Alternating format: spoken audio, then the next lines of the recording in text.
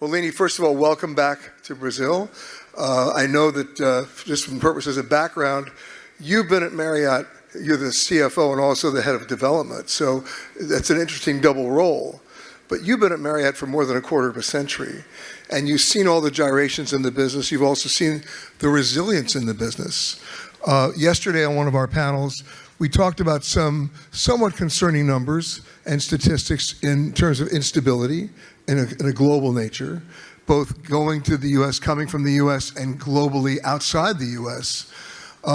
And one of the things that came out of that panel when Thomas was talking was saying, in spite of that, the numbers are still strong. And you've just gone through an amazing development year here in Cala. I think, and I may be even wrong with this number because it changes by the hour, but I think you have more than 500 properties. 528. I knew it, okay. And the 28 were probably added yesterday. But what are the changes that you're seeing in terms of the landscape in which you do your development? In terms of the owners, the operators, the governments, regulations, rules, localizing the culture.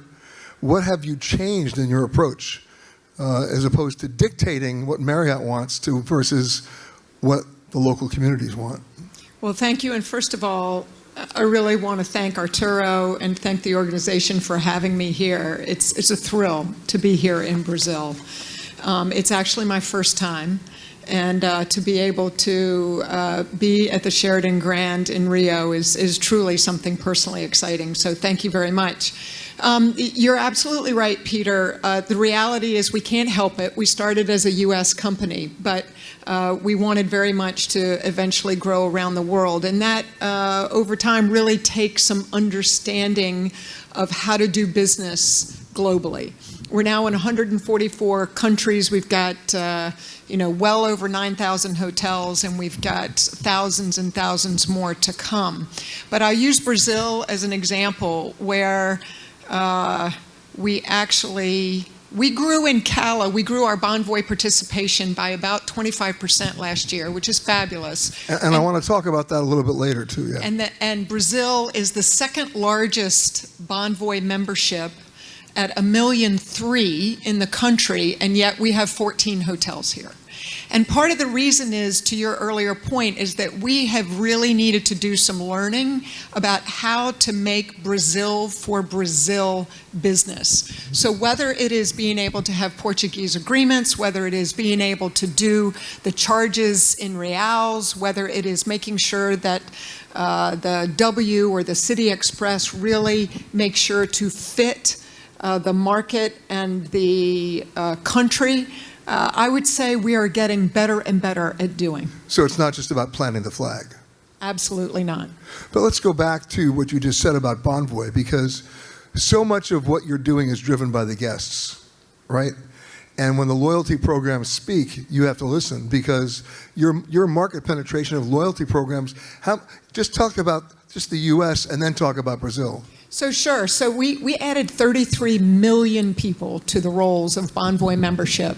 And just when you think about 228 million eyeballs looking at where they want to choose to go and have fabulous experiences around the world and really kind of stretching their travel muscles, right? People, I think, thank goodness for the smartphone, they're able to think about travel in a much broader way than ever before. The Bonvoy component of it is incredibly important. We've grown our penetration of Bonvoy nights in our hotels to 66% globally and actually over 70% in the US. Explain what a Bonvoy night means. So that means that a Bonvoy member is staying at one of our hotels 66% of the nights that we have in our hotels, which again just shows you the power and the value that we bring to our Bonvoy members. And it's not just kind of the old-fashioned, you earn your points and then you can go stay somewhere.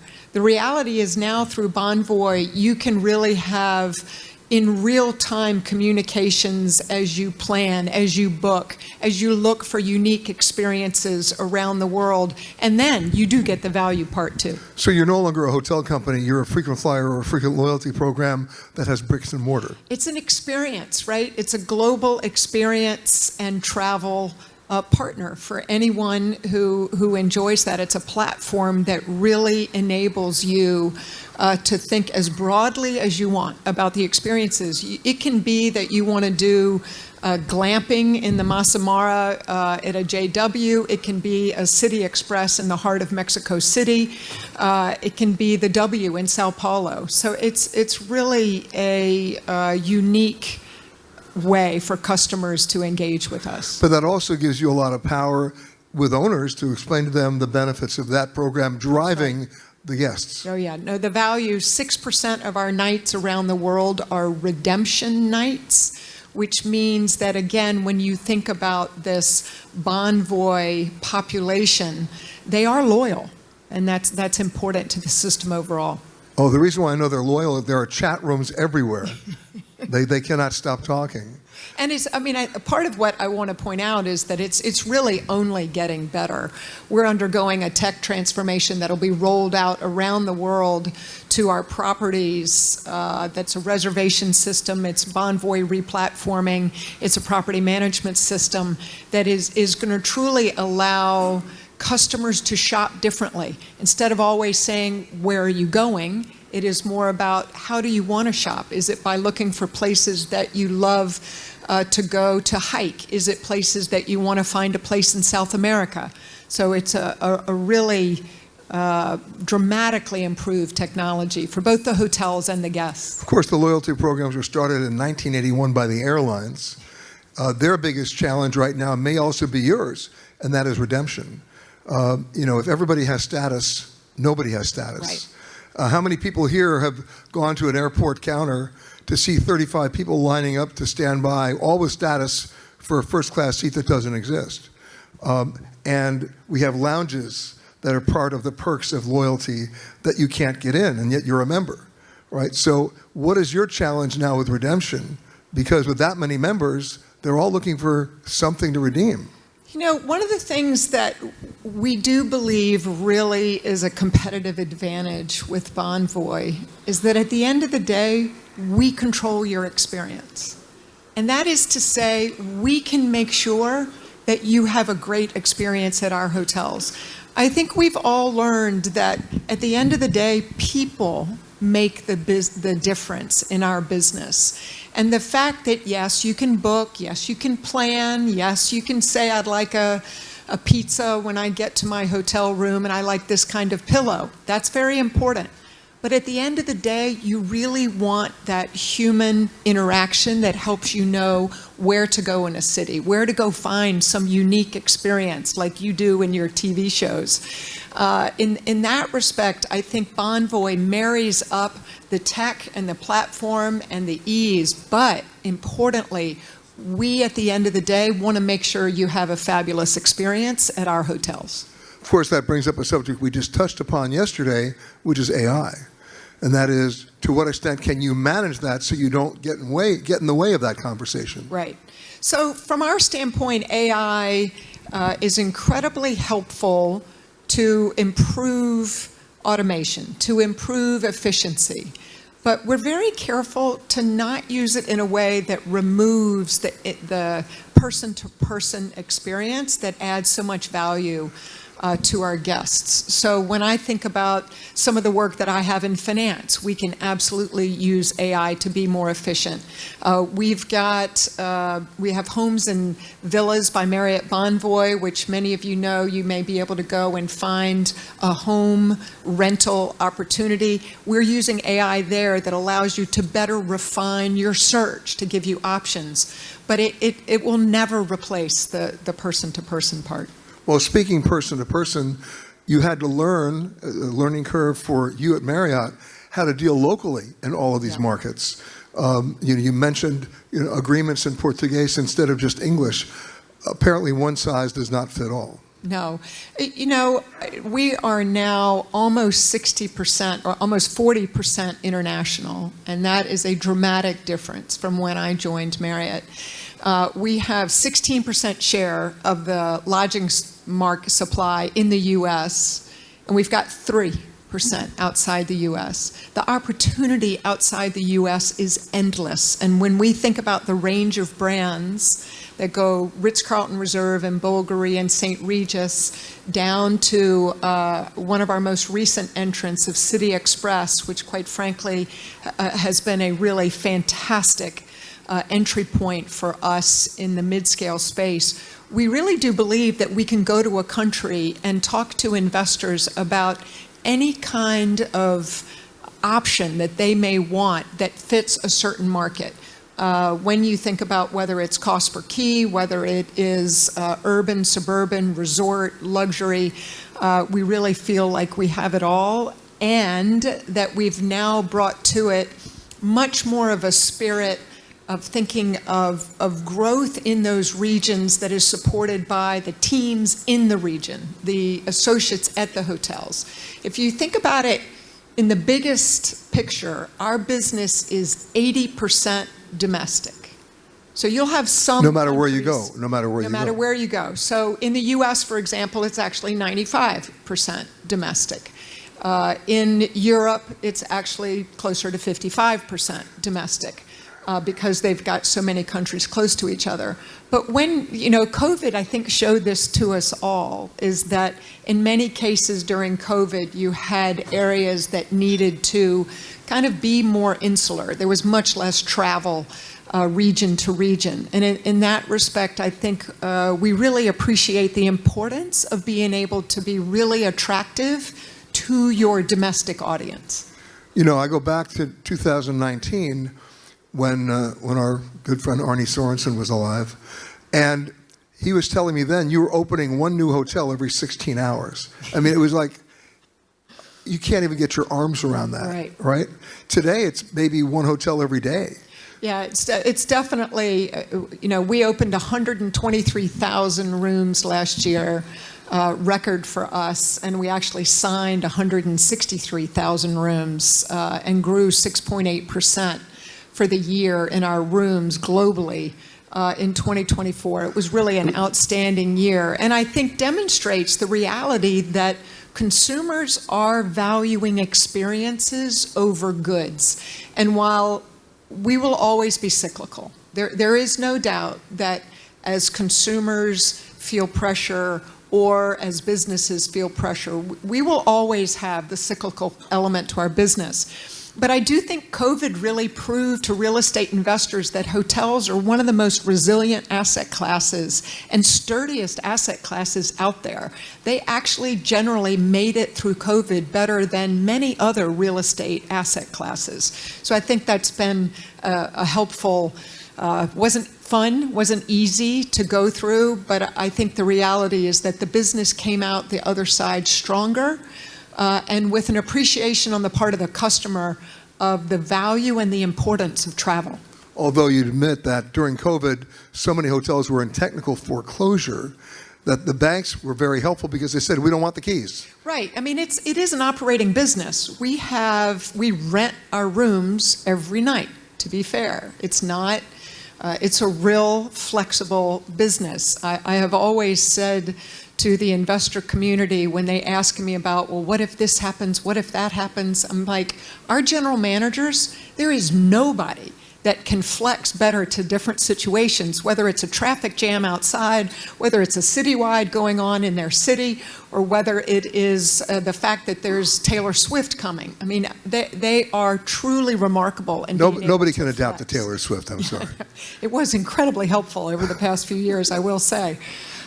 So I think when you think kind of in the biggest picture, the reality is that it was obviously extraordinarily difficult for everybody, both personally and professionally, but that the industry really showed its stuff.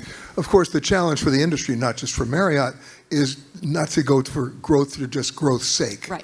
Right? You have to really target and be strategic here. So in South America, in Latin America, this is still a huge opportunity for you. Absolutely tremendous. I talked about the fact that in Brazil, with over 200 million people in Brazil, and we have 14 hotels. I think of that as one of our most attractive markets that we have in the company. There are lots of others in South America. And Such as? Well, Costa Rica, Nicaragua? Costa Rica, Dominican Republic. When we think about what we've got in the pipeline, really just amazing signings that are going on there. And Nicaragua a couple of years ago was off limits. Yeah, no, and again, I think we have to be very careful where we enter in certain circumstances, but at 144 countries, the answer is we are still adding countries to our list. When I think about City Express, we're adding 4 countries this year to City Express's roster as we open them this year in South America. So if you're in 144 countries, that gives you another 52 to go. A whole lot more. Are there countries right now that you would love to invest in, but you can't because of the current climate? No, I would say, we always, like every business, we have to be very careful about compliance and about kind of the environment. We've got to do business the right way. It's one of our core values, and so we have to be thoughtful about that. But at the end of the day, the business is very local, and when you think about local investors, local associates, and in many cases, local employees, it gives us really endless opportunities. But that's also a learning curve for you. Yes. Again, as I said, I think we've gotten dramatically better.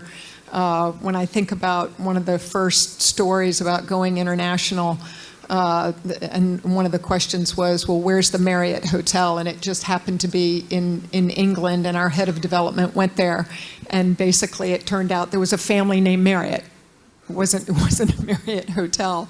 And really kind of a reflection that we need to be a global company that really takes advantage of all the cultures, all the know-how, the knowledge, and the people in the countries where our hotels are, which is one of the big strengths of our business. As you're targeting and looking at these opportunities, the elephant in the room, of course, is airlift.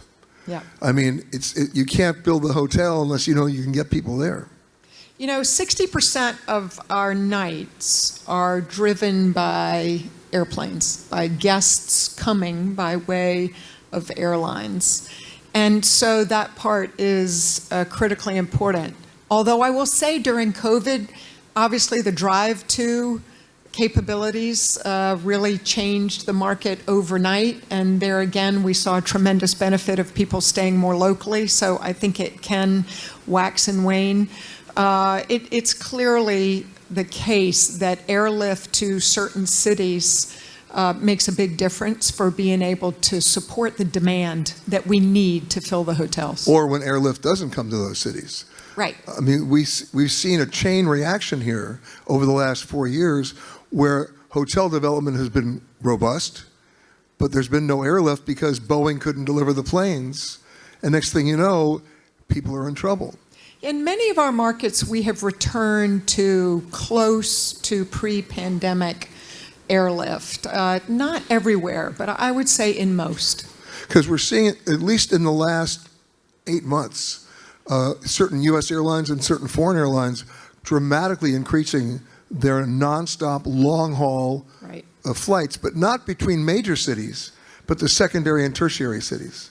And you've actually seen a few airlines saying they will only do the little startups only do these ones that are tertiary cities because there's demand for it. And that guides your development then. Yeah. Again, from our standpoint, we are constantly surveying what is going on in the various primary, secondary, and tertiary markets in terms of lodging supply and lodging demand. The reality is that with tougher financing environment pretty much globally, as well as higher interest rates pretty much globally, not everywhere, but pretty much, the reality has been a tougher new build construction environment. Versus conversions. Versus conversions, which for us in Caribbean, Latin America last year were almost a third of the deals that we did were conversions to the Bonvoy platform, to one of the brands in Bonvoy, which is a great strength of the system. But at the same time, when you see supply growth, I know the U.S. statistic, I'll give you that one. Supply growth in lodging in the U.S. over the past 5 years has been half the level of what it was pre-COVID for 5 years. That means the reality is that as demand picks up, it really does help the demand-supply balance. And for us, with the power of the brands and technology, being able to grow with conversions ends up being quite healthy all involved. Now, we, of course, would love to see more new build everywhere, but the reality is the conversion experiences that we've had and continue to have are very powerful. Are the new builds more in the luxury or mixed-use area? Yeah, all up and down the chain. It again depends on the market. I would say in the U.S. it tends to be in the lower scales, while elsewhere it can be in luxury. I'll give you an example. In Cala, very proud to say that while Cala represents 4% of Marriott's rooms overall, it represents 10% of our entire luxury portfolio around the world. And I think it says a lot for the beauty, the experiences, the people that our customers want to visit, to say that we have as many new signings of luxury as we do, as well as in our existing portfolio in this region. Well, speaking of new signings, given capital markets, given interest rates, what's your biggest challenge moving into 2025? You know, 50% of the world had national elections last year. And that meant there's quite a bit of change. And with change often comes volatility. And I think from that perspective, that can make for uncertain business decisions about investment.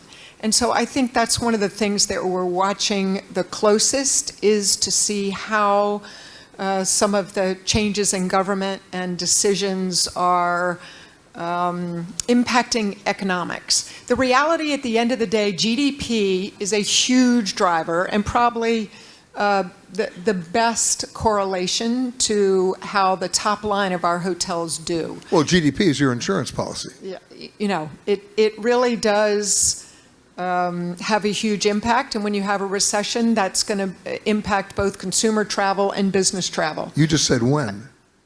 I said when, because we always have them. We always have recessions. They go up and down, and that's one of the great things about our industry, is that we end up coming out of the other side quite quickly. And when I think about the volatility part, that is where I do think for new construction, it can cause some real estate investors to want to hang on to the sidelines and wait until there's a little bit clearer picture, both about financing, supply chain, potential supply chain issues, et cetera. While on the conversion side, it is an easier call. You have a super strong brand, you got an opportunity to be part of Bonvoy, you're basically not having to spend 1 to 4 years building a hotel, and there I think it can be an easier story. And as long as demand stays strong, your occupancy, no matter what the volatility is, seems to go up. Yeah, we have really clearly seen since the beginning of this year greater volatility in the environment, which if you watch some of the numbers, does cause consumers to stop and think. But at the same time, we finished 24 on an incredibly high note on the demand side, both in leisure, business, and group. It was really, fourth quarter ended up being stronger than we expected. And as we entered the year, it was a really robust environment as we entered January of 25. Well, Leni Oberg, thank you for being one of our high notes here in Brazil. It's great to see you, Peter. Please join me in thanking Leni Oberg. Thank you.